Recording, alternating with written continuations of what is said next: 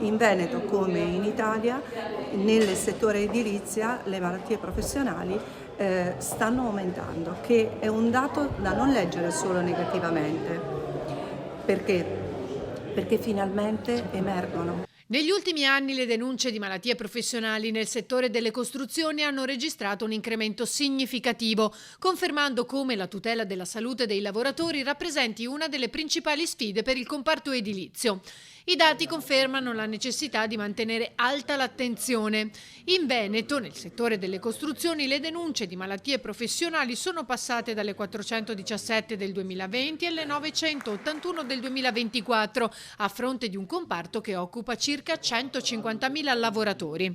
Complessivamente, nello stesso periodo in Veneto sono state presentate oltre 5.500 denunce da circa 3.500 lavoratori.